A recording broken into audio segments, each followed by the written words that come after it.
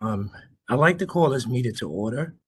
As a reminder, please note that the board meetings are being recorded for the convenience of those unable to attend this video conference.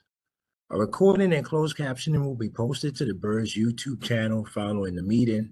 Alex, can you please call the roll? Good afternoon. Tazeen Azad,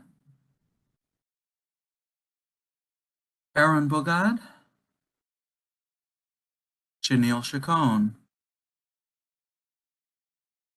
Lily Chan, Marjorie Dienstag. Present. Thank you. Kari Edwards. Present. Thank you. Gregory Faulkner. Present. Thank you. Anita Garcia. Cherie Gibson. Present. Thank you. Anthony Giordano. Present. Thank you. Angela Green. Present. Thank you. Naveed Hassan. Present. Thank you. Allison Hirsch. Present on behalf of Controller Broadland. Thank you. Michelle Joseph. Present. Thank you. Ruth Maria Kenley. Present.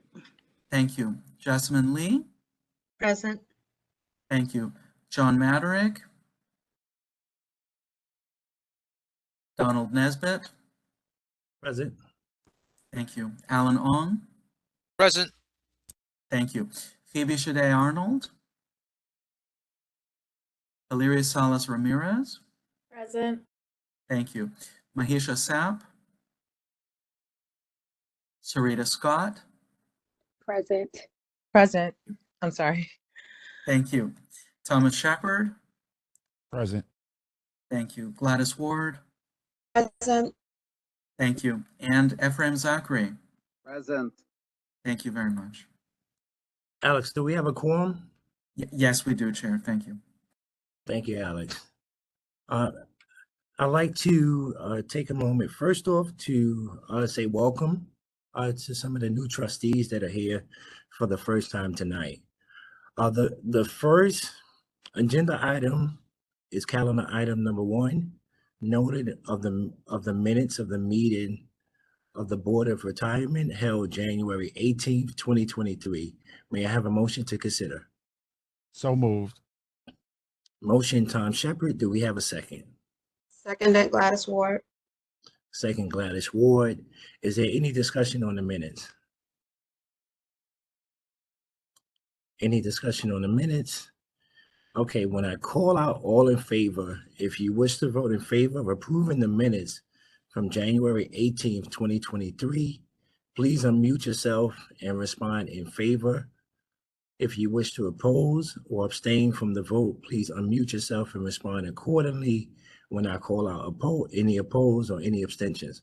So all in favor of approving the minutes for January 18th, 2023, in favor, Donald Nesbitt. I In favor. am Aye, in Greg. favor. In favor, Alan. Gladys Ward. Maria Kenley. Any opposed? Marjorie Dienstag. Approved. All right, any abstentions? The motion carries. Next item on the agenda is the Executive Director's update. Sandy, do you have any remarks for us? Sandy, do you have? Moving to unmute. So I'll keep my comments to a minimum. We have a packed agenda and a goal to attend the NASP Wall Street Hall of Fame reception. I want to extend our congratulations to John Dorsa for his soon award. Quick open positions were made at 7. We've seen a lift in turnover, but we're also hiring aggressively. Meeting tonight will be highlighted by an internal audit report, an investment strategy report, which is a carry over from January. I want to make an announcement that April 3rd, we have retained Cohen Milstein law firm to facilitate 2 sessions on fiduciary training. We'll be sending calendar invites out, 1 to 2:30 for BERS staff and 4 to 5:30 for trustees. And then finally, I would like to highlight one educational opportunity. I'll be sending this out again, but NCBERS University Trustee Educational Seminars and the NCBERS Accredited Fiduciary Program is May 20th through 21st in New Orleans. It is followed immediately by the NCBERS Annual Conference and Expo, an excellent opportunity for meeting investment and trustee professionals. And to remind people that we will finance this event for you. And that's it from me, Donald. Happy to answer any questions. Thank you, Sandy. Anyone have any questions for Sandy?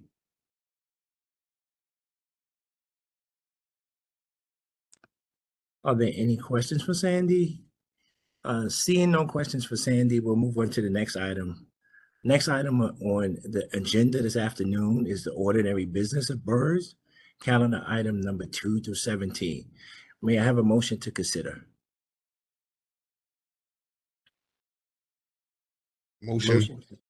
Motion made by Tom Shepherd. Do we have a second? Marjorie Ginsburg. Well, I didn't. Oh, move. that wasn't Yeah, Tom. I'm That was sorry. that was Carrie Edwards that made the motion. Okay, Carrie Edwards made the motion. Marjorie seconded the motion.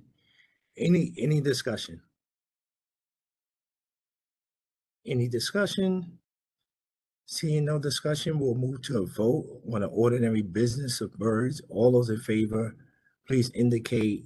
No, first, Alex, can you explain to us what calendar items number 2 through 17 are? Oh, certainly. These are all the retirements, death benefits, and refunds that have been processed since the last meeting of this board. Thank you, Alex. So, seeing no discussion on that, let's move to a vote. All those in favor? We have a question? Tazeen? Yeah, I just want to make sure that I'm marked present. I'm sorry about that for the interpretation. Okay, let the record reflect Tanzine is in attendance. So let's move to a vote on calendar items number 2 to 17, the ordinary business of BERS. All those in favor, please indicate if you're in favor. Aye, Donald. Aye, Greg. Gladys Ward. Aye. Aye, Alan. Marjorie. I Carrie Edwards. Aye, Maria Kenley. Are there any opposed? Any abstentions? Thank you all. The motion carries. We'll now move into attorney-client session. Which is the next business item on the agenda. May we have a motion to move into attorney-client session? So moved, Tom Shepherd. Motion made by Tom Shepherd. Do we have a second? Marjorie Ginsburg. Margie, second. Okay, Karen. Oh, let's go to a vote. So all those in favor of going to attorney-client session indicate by aye. By the sound of aye, Donald. Hi, Marjorie. Aye, Zachary. Any opposed? Any abstentions? We are now back in public session. The next matter of business is calendar item number 18, executive session. An executive session is a portion of an open meeting during which the public may be excluded. Per Public Officers Law, Section 105, executive sessions may be held if the discussion is about matters leading to the employment, promotion, demotion, discipline, suspension, dismissal, or removal of any particular person. May we have a motion to enter into the executive session? Motion. Who's that? Allison. Allison, motion made by Allison. Do we have a second? Second, Naveed. Second, Naveed. All those in favor of this motion to go into executive session, please indicate if you're in favor. Aye, Angela Green. Aye, Alan. Carrie Edwards. Aye, Manisha. Any, Michelle. Aye, Zachary. any opposed? Donald Nesbitt, opposed? Tom Shepherd opposed. Greg Faulkner opposed. Marjorie Ginsburg opposed. Tony Giordano opposed.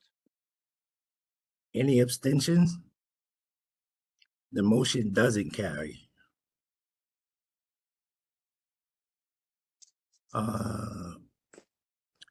Next calendar item on the agenda, calendar item number 19, amendment to the audit committee charter. May we have a motion to consider? So moved, Tom Shepard. Do we have a second? Marjorie Ginsburg, A day, please tell us about this resolution. Yes, good evening, everyone. Can you hear me? Yes. Okay, so this resolution is to amend the audit committee charter for the following 4 items. The first one is to remove the requirement that the chair of the audit committee rotate annually. 2, to state that the election of the audit committee chair shall occur at the first committee meeting of the year. 3, to clarify the audit committee's responsibilities relating to external auditors and review of financial statements.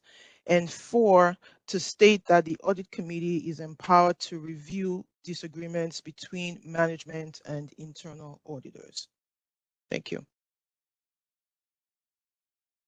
Are there any questions from the board? I have a question. Sorry. This is Allison? really for Yeah. the law department or Alex. Does changing the makeup or structure of a committee constitute a change of the bylaws or rules and regulations of the board? Marta, should we go into attorney-client for this? We should. Do we have a motion to go into attorney-client?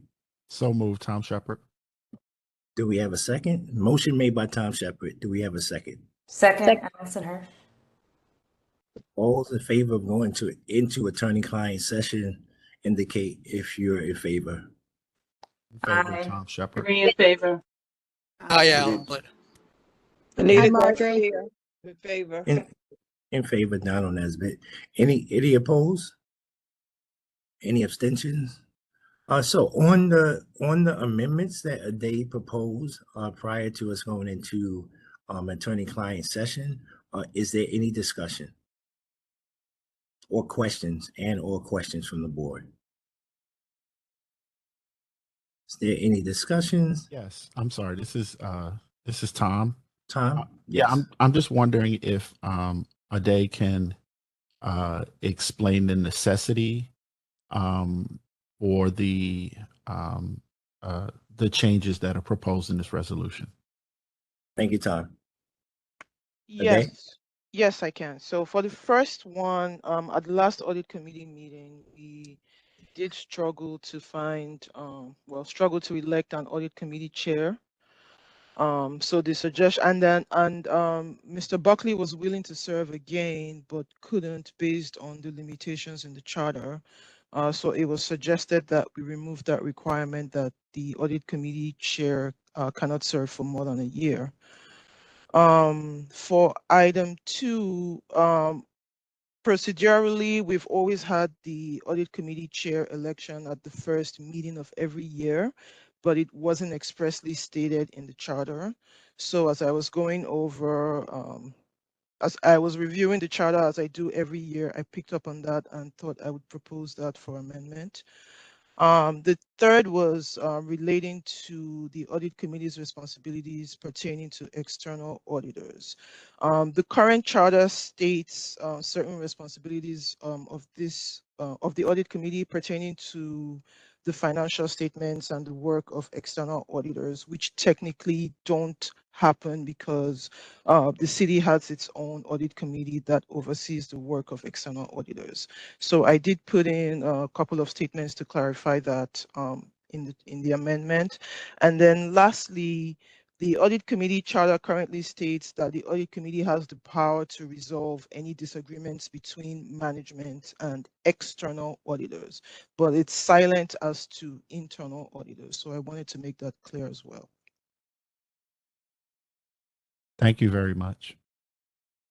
Any other discussion? Any other discussion? Effie? Just very quickly, my points and opinion. I'm totally okay with 3 and 4. One, I do think there's a benefit to change leadership from year to year. Sometimes we get stuck in situations where like, the leadership becomes very stale and like people just don't change it because they don't have to. I think it's always good to have a new person every year. And the second one, I always thought it's better to elect the leadership in the second meeting, not the first one, once you get to know a little bit the people. A lot of times we elect chairs, presidents, whatever, and we don't know anybody. The first meeting, you barely spoke for a few minutes and you're already electing people for a full year. I always thought it's better to do it on the second meeting and have just a temporary leader for the first meeting. That's just my opinion from my experience serving on various boards. So that's it. Just wanted to share that with the people here. Thank you.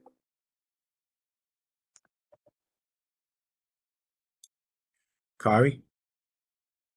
Just kind of backing up Effie's point, though, I guess the question really is if we are in a situation like we were this year where we didn't have anybody that wanted to run, is there part of our amendment, can we do something to that effect? Whereas, yeah, we'll switch it out every year, but if somebody obviously doesn't want the role, then the person who served the last time, if they're willing to do it, can get that chance. Because Effie made a good point about it too, and I'm with him on the second meeting piece because, you know, I'm a new guy too, and it was great getting to know you guys quickly, but I didn't know the lay of the land, so I'm with him on that one. Yeah, to briefly answer that, I'll just say this, and Alex, you can correct me. It is that the board has always elected its co-chairs and certain committees. That process has always been in the month of January. It just so happened that you all joined the board that the same month, but that's when we have always done that. To the other question, Alex? I'm sorry, Chair, can you repeat the other question? Kari, the second part or the first part? Well, I mean, I think it was more the first part was if we end up with a situation like this again, where there is no candidate to again replace the previous chair of that committee, is there a way we can create a statute that if that person's then at that point in time allowed to run again, even though we may have a yearly replacement? I don't see any reason why that couldn't be the term in the charter. So, for example, say something like that the committee shall elect a committee shall elect a different chair each year, but if there are no volunteers in a given year, it can be possible with the committee's vote to keep the same chair, something like that. In other words, not directly taking out the requirement, but simply saying that in certain situations, the committee can keep the same chair if it's unable to find another volunteer. I don't see any reason why we couldn't. Doesn't the wording say that when it says may? I think that's a reasonable reading too. It's yes, it definitely allows it. I took Kari's point to be that it should only be possible under in a very specific scenario. Yeah, that was my concern. You know, but again, it's not something that I would disagree with either way, but I just was saying, because to your point, Greg, it said may, but I didn't know if that was that in actuality, you know, or not. No, I hear your point now. Okay. Can I? Oh, Greg, you were next. Go ahead. Yeah, you know, the reason I support this, I am the reluctant incumbent audit committee chair because I think we began our meeting, we weren't able to proceed because we were not able to elect a chair and we weren't going to be able to do business. So I agreed to take it temporarily just so that we could actually do business that day. But I think having that flexibility to allow, I think Russell was willing to stay. I think we all wanted him to stay, but we were in a position where we were basically had to elect someone in order to proceed with business. Otherwise, the meeting would have adjourned. So I think having that, either way, having that flexibility would be really important because we literally, I think we sat for a moment or two and we just, we couldn't do anything until we elect somebody that would take the position temporarily or take the position. So I think giving the board that flexibility, would be very important for the future. And I'll just say, I don't see any other hands. I'll just say, I'll agree with Greg on that. And no time with any committee or this board, we should be left where we can't conduct business. But because of a provision. So I agree with that change as well. Are there any other hands? I think I seen Alan Ung. Alan, do you have anything? Yeah, I guess what I'm trying to understand is that doesn't the bylaw dictate that? Because in certain other organizations, the bylaw dictates that, basically in the next year, a new vote needs to go in, but the interim chair will be the highest ranking officer if the current chair was not, or if the past chair was not in, and life, business goes on until we elect a new chair or whatever. But the interim would be highest ranking officer or person. So I'm not sure if that's something that needs to be added on, if that's what's agreed. I'm just trying to understand it. So There's nothing like that in place right now. The board could try to put something like that in place. I'll note though that the members of this board are not ranked. So it couldn't say the highest ranking officer.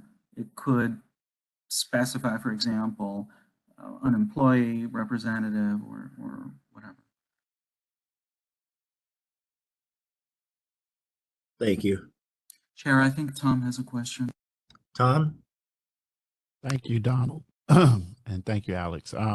Very quickly, I've heard everyone's concerns, and I wonder two things. One, is there an immediate impact on not voting for this today? So that's one. And then the second is, does the word may in this resolution or in the current language, would that satisfy the concerns that people have?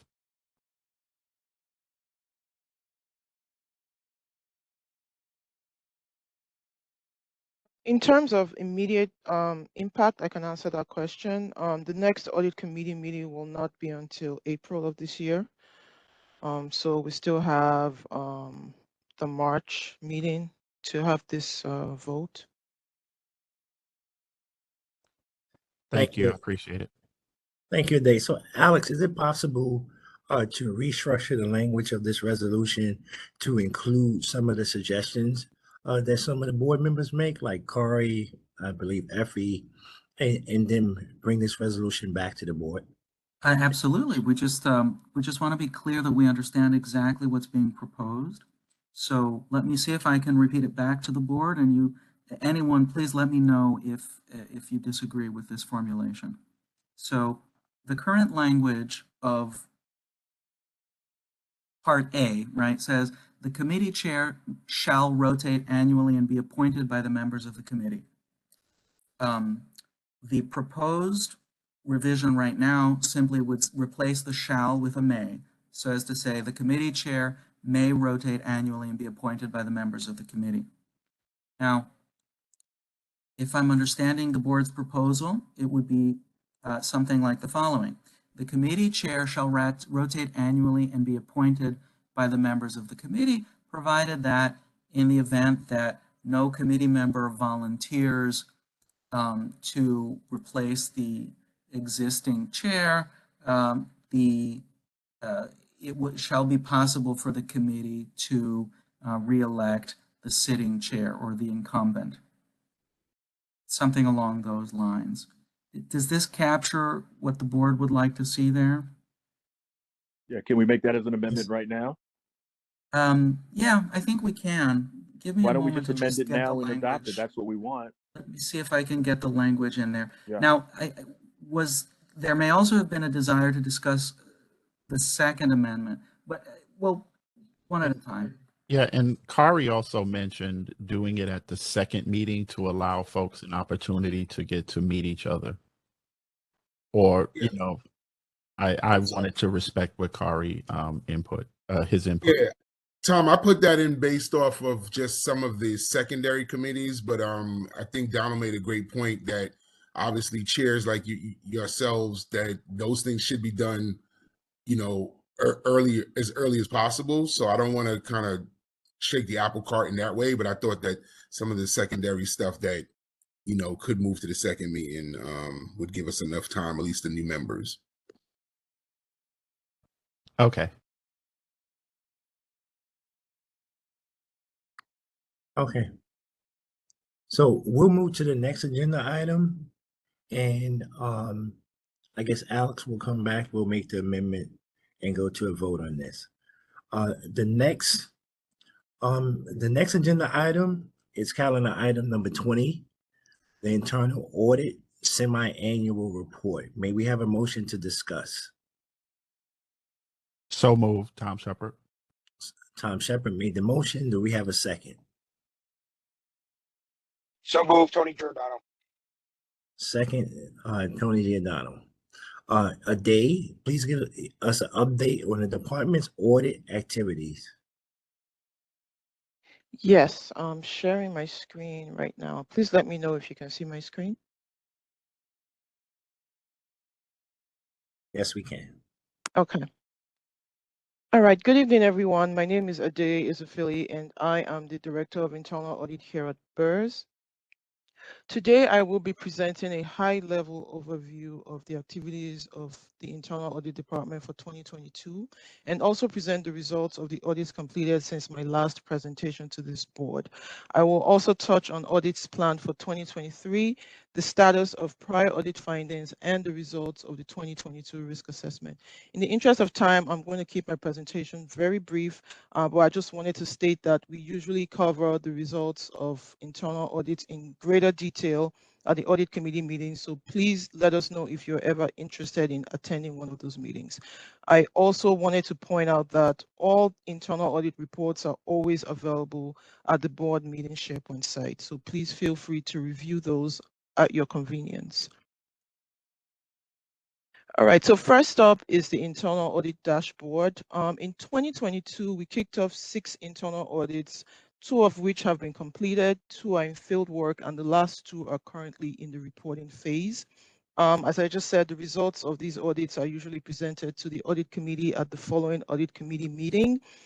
In terms of external audits in 2022, we did have the annual audit of BERS's financial statements conducted by Grant Thornton, our external auditors, and they presented the results of their audit to this board at the December 2022 meeting. For this calendar year 2023, we have 5 audits scheduled, and the goal of those audits is to assess internal controls around processes for payroll procedures, pension refunds, dormant accounts, cybersecurity, and participant account adjustments. And we are also currently under external audit by the Office of the New York City Controller. The Controller's Office is auditing BERS's financial and operating practices and board governance. As for the findings and the status of remediation efforts at BERS, you will see here in the table on the top right of the screen that we started off 2022 with 35 findings, added 33 more findings from 5 audits completed during the year. BERS was able to fully remediate 32 findings in 2022, and the year ended with 36 findings still open. And when I say findings, I'm referring to those rated high risk and medium risk.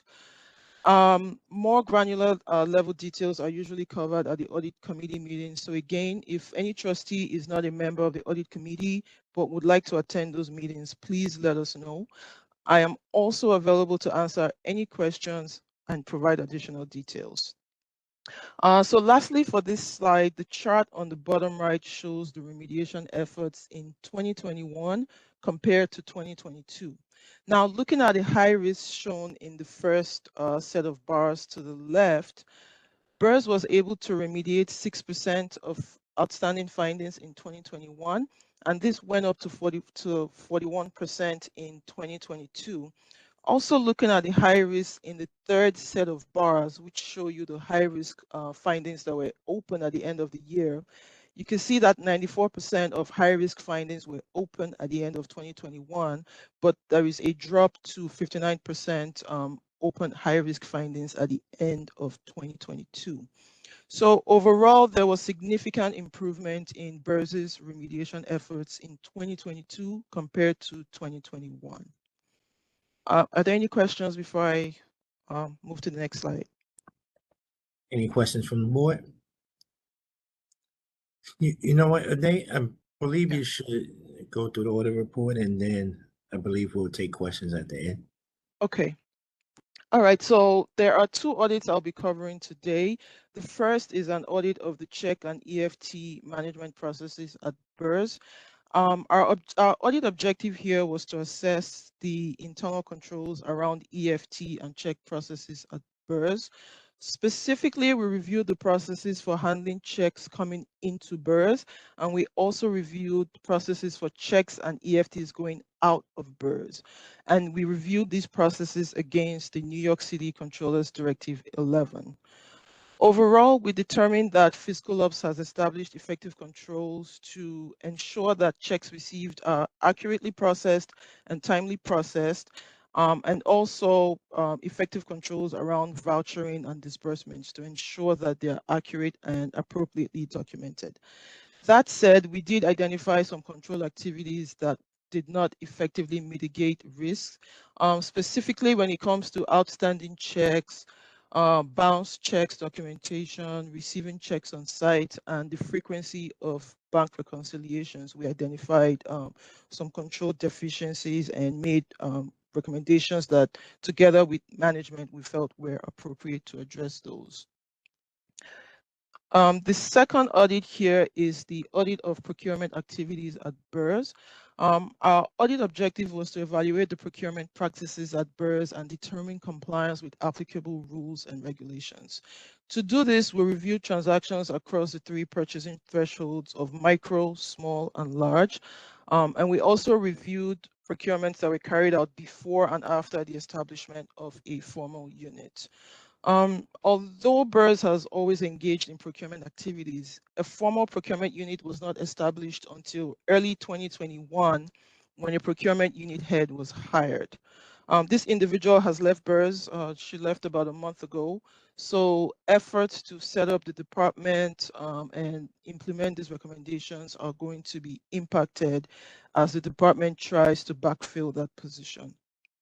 But overall, in the audit, we determined that compliance with applicable rules and regulations was not demonstrated. A common theme that we observed in the audit is that even though the procurement activities were modeled after the PPB rules, there was inconsistency in documentation to support the performance of those required procurement activities. Part of the challenge with that is that there were only 2 personnel in the procurement unit. One of them was managerial level and the other one was the staff level employee. So we did note that the team is understaffed, and this will impact their ability to manage a robust and efficient procurement process. As far as pre-solicitation and solicitation activities, documentation was largely, to a great extent unavailable to demonstrate that they were performing the required activities per the PPB rules.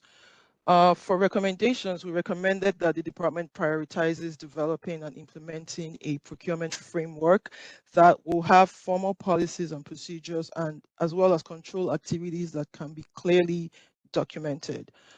We recommended that the procurement team's staffing be increased to support developing that procurement framework that they're working on.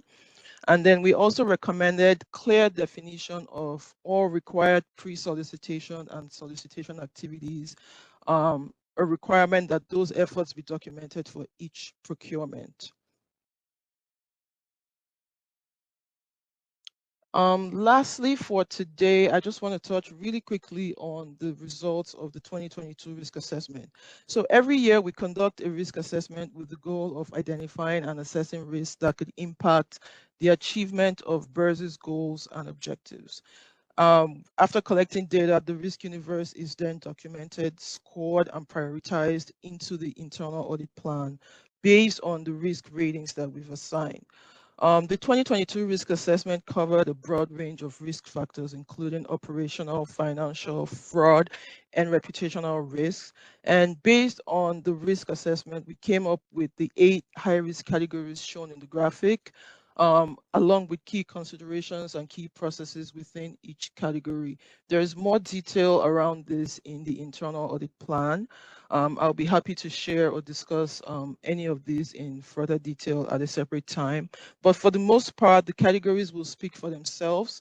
But just to touch really quickly on the number one area of high risk is cybersecurity. This is becoming a perpetual area of concern for BERS and other systems as well.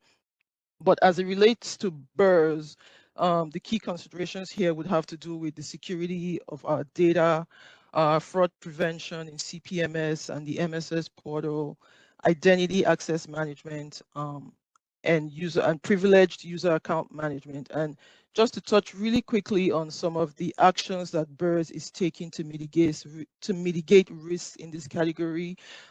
There's ongoing cybersecurity awareness training that's being deployed to all staff. The MSS portal is currently being reviewed to improve upon user authentication and other security enhancements. And BERS has recently started to perform user access reviews on the multiple applications that we use at BERS. So that's everything I have for the board tonight. I'll be happy to take any questions. So I do have, believe, 2 questions. What is BERS? Actually, you answered one on cybersecurity, so I had that. The procurement process, in your opinion, I heard that there were high risks there. Is it due in large part to the understaffing? And secondly, I see in the report it asks for an increase to staff in that department versus the 2 people that are there. What is, like, I don't want to say a perfect number, but a number that you see that would satisfy some of the deficiencies that are currently there? Okay, so the first part of your question, to answer that, procurement is inherently a high risk area because of the volume of transactions and the high dollar value of those transactions. And then in terms of the staffing, we recommended that they have, I believe we did this verbally, at least 2 staff level employees. That way there is proper segregation between the 2 of them. And then those 2 can either report to a supervisor or a managerial level employee. During the time of the audit, there was only 1 managerial level and 1 staff member, and that managerial level employee has now left BERS. So the department is left with just 1 staff level. I do know that there are 2 job postings out to replace that managerial level employee that left, and also to fill another staff level position to meet those recommendations that we made.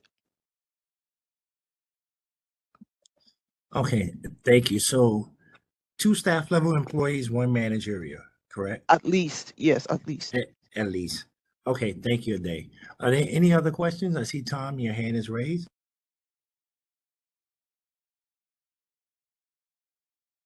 There we go. So I guess the only question I have is I was looking at this procurement audit side of the slide that you have up, and you just spoke to some proposed changes structurally in terms of people. But I was also looking at the targeted remediation dates, and I was wondering if you had any information that you could share with the trustees about what's being done or what remediation looks like so far.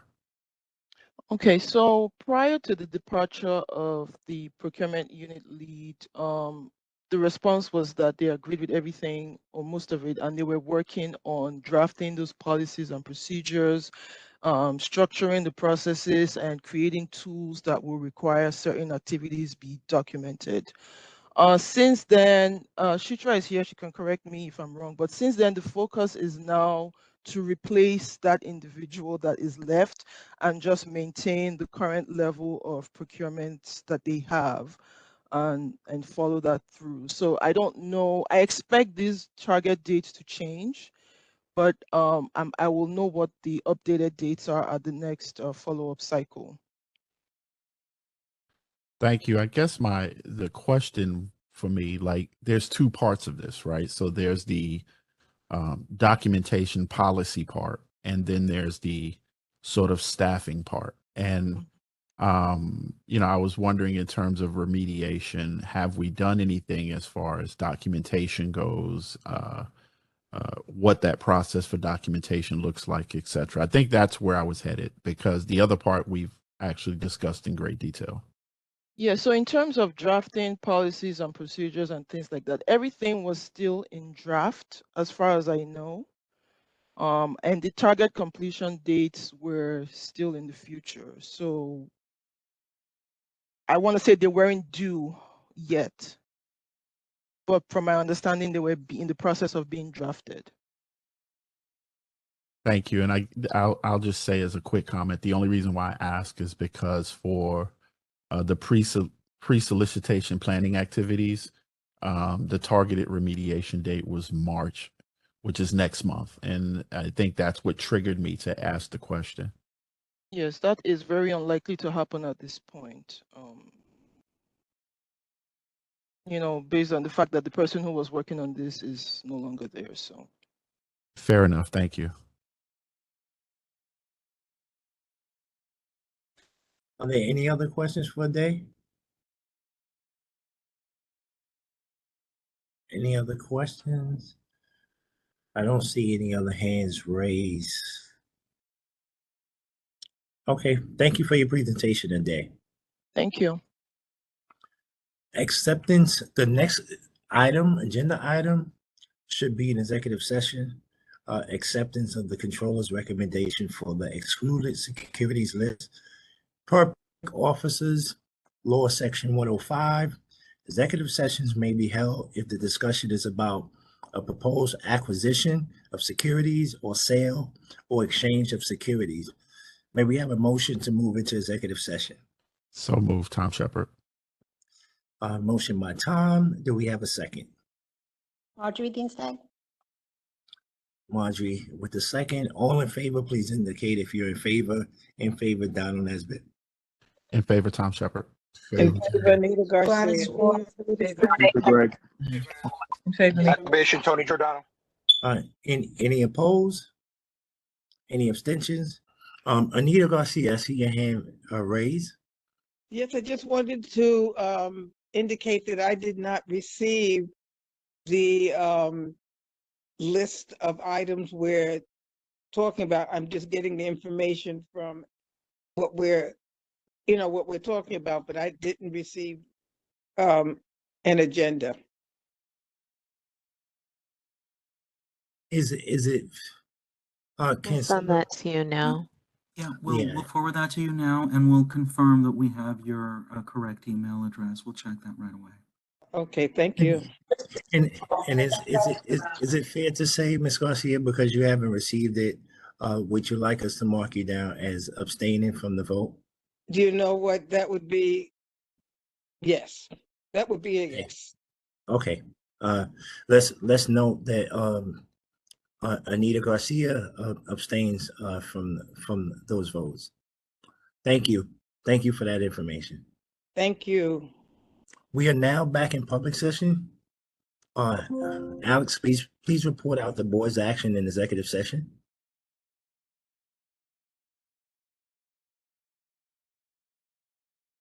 You're muted, Alex. I'm sorry. It's been 3 years. Okay. During executive session, the board approved the following calendar items. Calendar item 21, acceptance of the controller's recommendations for the excluded securities list. And calendar item 22, ratification of the executive committee's instructions to the controller of the city of New York regarding the terms of a side letter to an agreement to commit funds to a private equity fund. Thank you, Alex.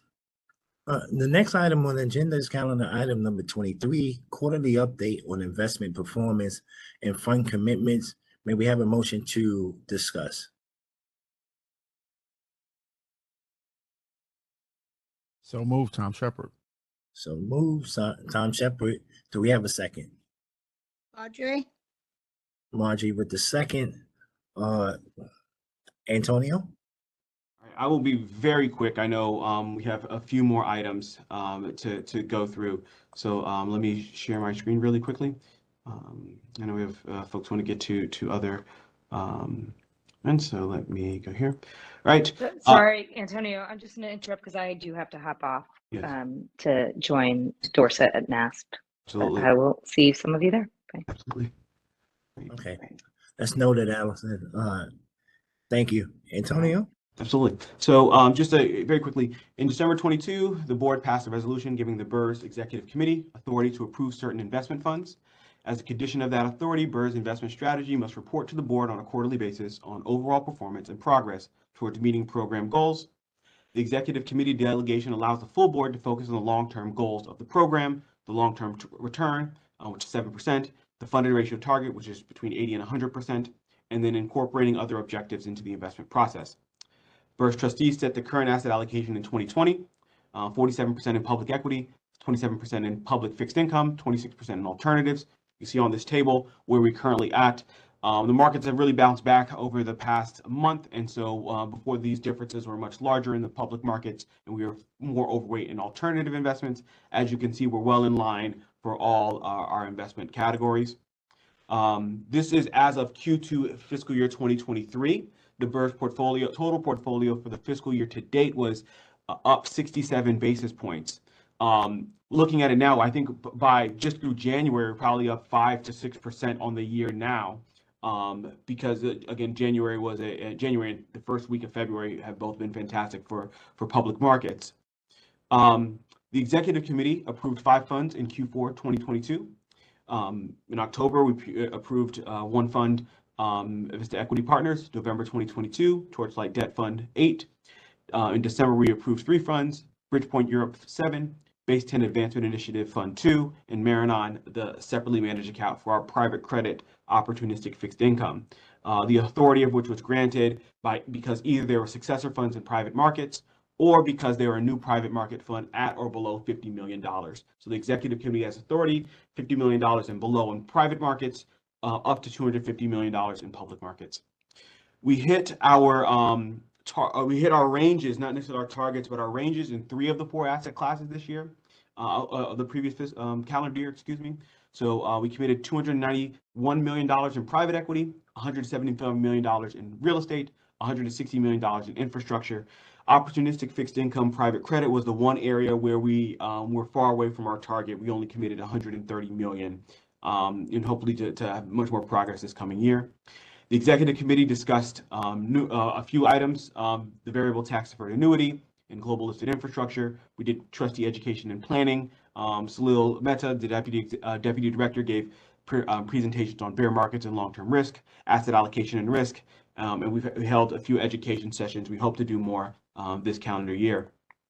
The topic for discussion for 2023, I think, are portfolio construction in the context of our net zero implementation, asset allocation in the context of the new basket clause. As you recall, the basket clause defines how much we can invest in alternative assets. Last year, December 31st, that amount was increased from 25% to 35%. We also have a number of research projects. I'll give a presentation on the history of BERS investment strategy next month. We have a really cool tool that we developed. Really, the Office of the Actuary developed with our, some of our input, but they did a fantastic job on asset liability modeling that we also want to present to you in the next month or so. Customized ESG analytics in either March or April. We're doing a project on private equity fund optimization in April or May, and then we're working on the defined contribution plans. Finally, asset allocation, the second most important decision the board make after policy. We want to give you what we think is a preliminary timeline. So we want to talk about asset classes and capital market expectations either in March or April. liabilities and cash flows in April or May, our overall goals in May or June, putting all of those 3 sessions together in June and July, and then hopefully voting on a new strategic asset allocation before the end of the fiscal year. So in June, I put July here just in case we get a little bit behind, but hopefully by June 30th, we'll have voted on a new asset allocation. I went through this very quickly. I know we have 2 other items and folks have places to get to, so happy to answer any questions or set up a time for you to discuss in more detail. Or you can attend the next executive committee meeting, which is scheduled for Thursday, February 16th at 1 o'clock. Any questions for Antonio? Any questions for Antonio? Tanzine? Thank you, Chair. Antonio, the reason we didn't meet the target for OFI, can you explain that a little bit? Yes, I would say that from a big picture, so BERS was the last system to start a private credit OFI program. The other 4 systems started their program in 2011. We did not start ours until 2020. And so, you know, when the Bureau of Asset Management is looking to fill kind of our buckets, they are looking across 5 systems, right? And so we're at very different places. And so we can try and get there by increasing the amount that we contribute to each fund, but that runs into a limit. That maximum is usually $40 to $50 million. And so, you know, my belief is that we could have done a bit more. And I think there were some interesting funds that we could have submitted, but currently how most of our process is structured, except for a few pockets that we commit funds with the other systems, and they are much further along in their journey. So that's why they commit on a proportional basis less, but that kind of slows us down. And so I think that's really the key for us in private credit specifically. We're hoping to have a better year this year. I think, you know, we hopefully to get to that target. Yeah, and just a real quick small follow-up to that. So when do you think that we will come in? So we'll approach what the other systems are doing and where they are at. Will that be by next year? I mean, you hope to be in a better position, but where will we be in a better position? We're only after about 3 years, we're about halfway to target. So we were hoping to get to target somewhere between 3 and 5 years. You know, I think, you know, certainly from our perspective, we could, you know, I think that, you know, it really would only have been maybe 1 or 2 more opportunities per year would get us there, right? And so if we do an extra fund a year, or maybe an extra 2 funds a year, I think we'll get there. And so I think, you know, we missed by 1 fund really, and so I think if we kind of push the issue a little bit, I think we can get that 1 extra fund that'll get us to target. Thank you. Absolutely. Thank you. Tanzine, I see the classwork kicking in. And listen, and hopefully, you know, I lucky to have a briefing with Michelle Joseph recently the other day. So if anybody wants to have time to kind of walk through the program in detail, please do not hesitate to reach out. Thank you, Antonio. Speaking of Michelle Joseph, I see her hand raised. Michelle? Yeah, and that's what I was going to reference. Just had an opportunity to touch bases with Antonio and to get a better understanding of the strategy behind the investment. He actually shared some really powerful tools that they're currently using to really not just look at the what, but the quality of those investments. One of them was connected to the United Nations Sustainable Development Goals and really measuring the investments of the organization against, you know, just some societal impact issues that the United Nations and, you know, the UN body has approved and has in place with targets and benchmarks. So I encourage everyone to, if you have the time, to set up some time and get familiar with it. I think it's applicable across the board for the panel members to get versed in this. And I also think it would be a great opportunity to bring it to the larger body, just so that they understand we live in tumultuous times. Look what happened in Turkey and all of these things. Our world can be rocked in a moment, and these impactful focus areas, may influence how we recover from them. So I think it's important for us to be familiar with the work that we're doing and just get versed in it. So thank you, Antonio. I just wanted to say that to the large group. And, I look forward to participating. Thank you. Thank you. Absolutely. I put my email address in the chat as well. So if you want anybody wants to reach out at any time. Thank you. I see no other hands. Thank you for your presentation, Antonio. We have two more items. Greg, I see your hand. Greg?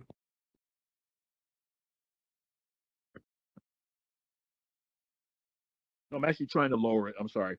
Oh, okay.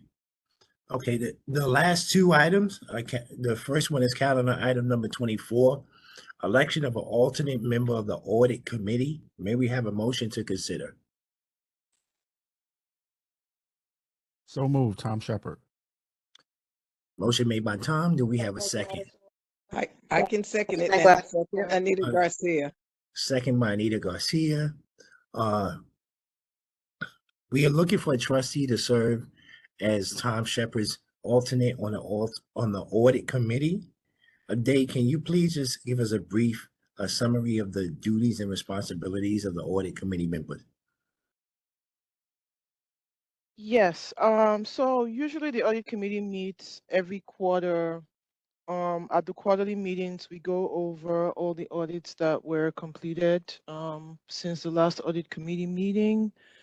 The term of a committee member is 2 years. However, the person who gets elected to fill this role, well, this entire committee will be ending its tenure at the end of this year. So this person will serve the remainder of that term. I think that's pretty much it. It's not too much of a time commitment. It's a 1.5-hour meeting quarterly. And that's it. Thank you. Do we have any nominations for a trustee to join as an alternate for Tom Shepard to the audit committee? Any nominees? I'd like to nominate F.E., Carrie Edwards. Carrie Edwards nominates Effie as the alternate backup to Tom Shepard. I would like to nominate Michelle Joseph as an alternate. Okay. Marjorie nominates Michelle Joseph. Sorry. Okay, are there any other nominees? Any other nominees? Any other nominees? This is Sheree. I have my hand up. I'm going to nominate Tazeen Azad. She can say whether she wants on or not, but I'm going to nominate. Okay, Sheree nominates Tazeen.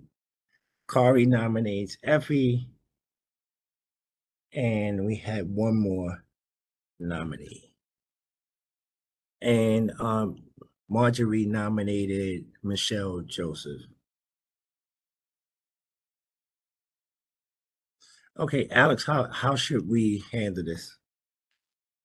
A couple of things. One is, I think it looks like Effie has departed for the evening, but it's not necessary for him to be present, I'd say, to accept the nomination, as long as the board doesn't think that he would not want the nomination.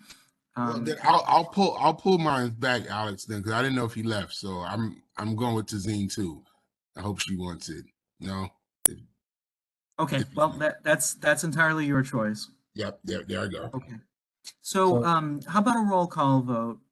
Chair, Okay. do you think, is that okay? Okay. I Yes. can call. Okay.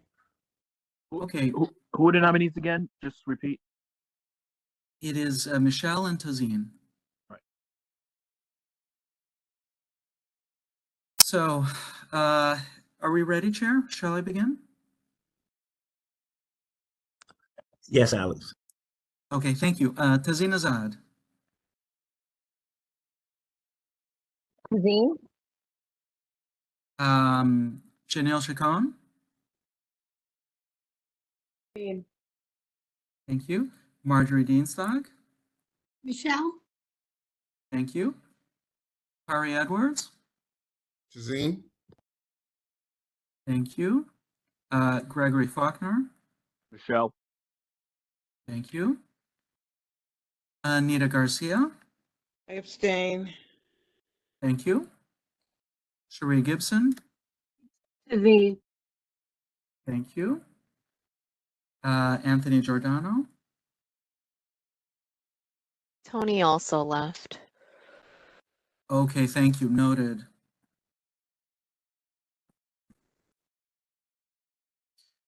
Angela Green,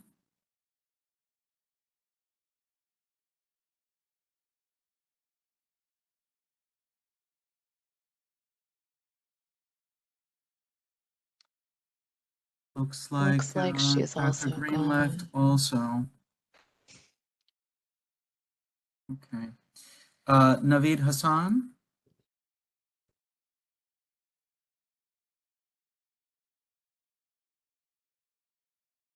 Allison Hirsch is gone. So Sarita's hand is raised. Sarita? Yep, I was just going to ask if we should do a quorum call.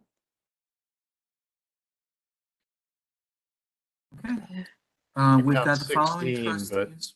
Yeah, I just did a count of 16, Alex, but it's probably a good idea. Sure. Yeah, we've got the following trustees in attendance right now.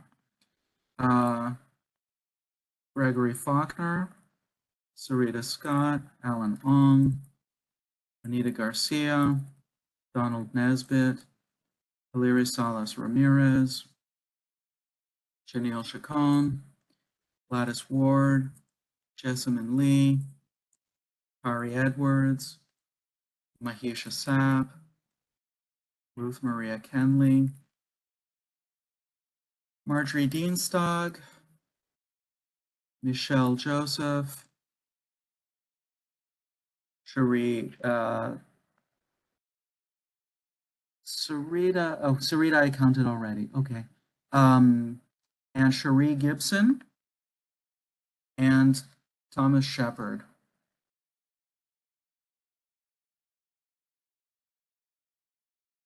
I've got 16.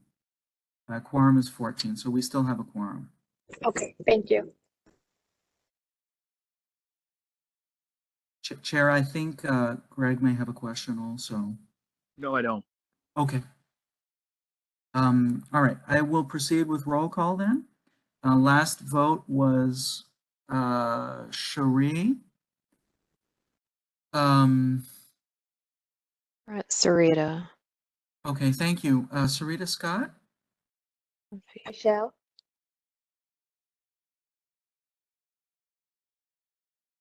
Thank you. Thomas Shepard? Tazine, but I think we missed a lot of people there. We missed some people. One moment. Yeah, you know what? Let me go alphabetically and I'll pick up at Sheree and we'll okay. So Tony's gone, Angela's gone, Naveed is gone, Allison is gone. Michelle, I don't think you voted. Michelle, I guess I'll vote for myself. Okay, thank you. Ruth Maria Kenley.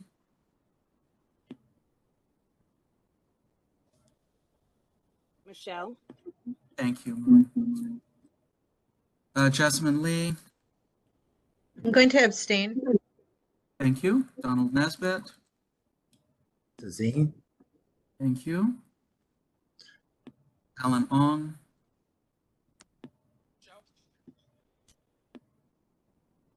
Thank you. That's Michelle, right? Yes, correct. Kaliri Salas Ramirez.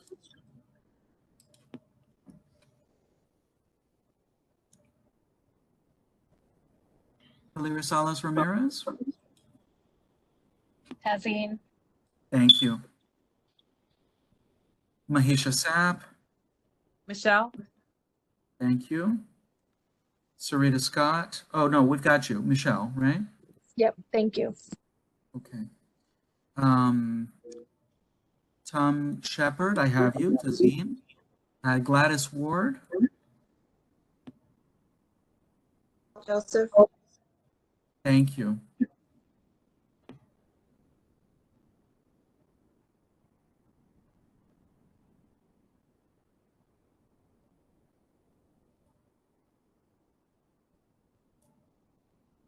I count 7 votes for Tazeen. 8 votes for Michelle.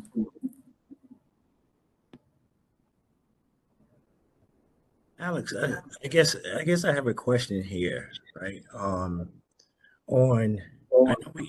know we have to have a certain amount of votes and then a labor vote. I don't believe either way we have. Yeah, that's correct. We don't have Is that a, correct? we actually don't have a valid, result because there's no majority for Tazeen and there's no labor vote for Michelle.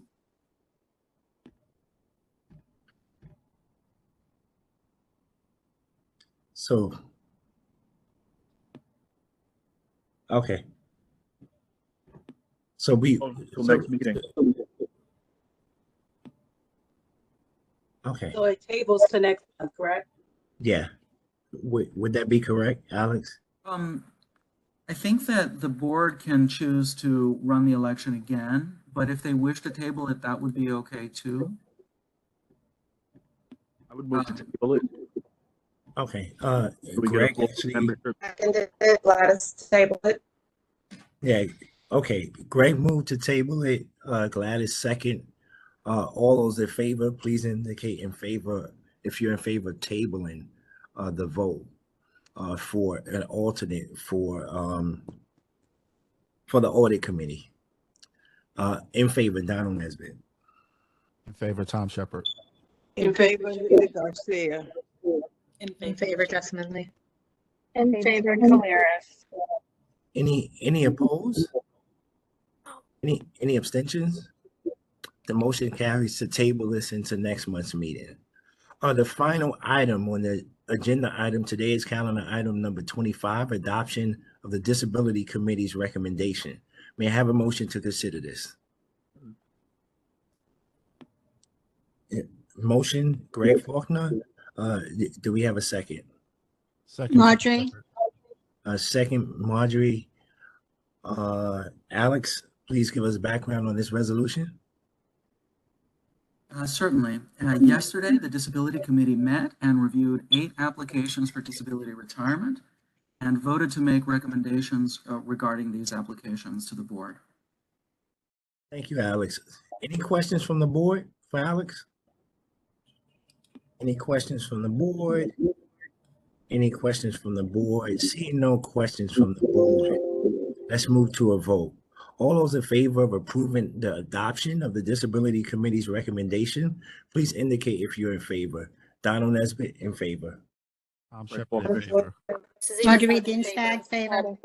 Edwards, favor. Any opposed? Anita Garcia in favor.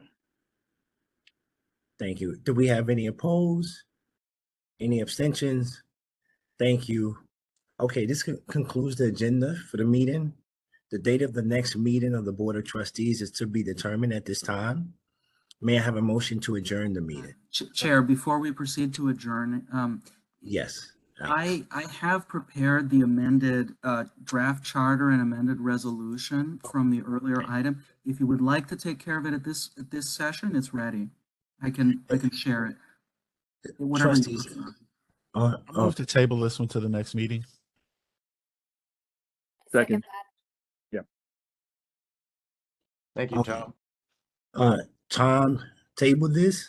Second, I believe Greg, a second. All those in favor of tabling this into the next meeting as well. This resolution, please indicate if you're in favor. In favor. Favor, Greg. In favor, In Tom. favor, Maria. In favor, favor, Anita Caleres. Garcia. Favor, Carrie. Any abstentions? I mean, any Three abstains. opposed? Any abstentions? Someone abstain? Sheree did. So, okay, Cherie abstained. Thank you, Cherie. Okay, now this concludes the agenda for the meeting this evening. May I have a motion to adjourn? So moved, Tom Shepard. Tom made the motion. Do I have a second? Anita Garcia, second. Anita Garcia with the second. All in favor of adjourning the meeting this evening, please indicate your approval. Approve, Donald Nesbitt. Approved. Greg. Approved, Sharon. Approved, Jessamine. Any, Approved, Anita Garcia. any opposed? Any abstentions? Thank you. This meeting has been adjourned. Thank you. Have a wonderful evening, everyone.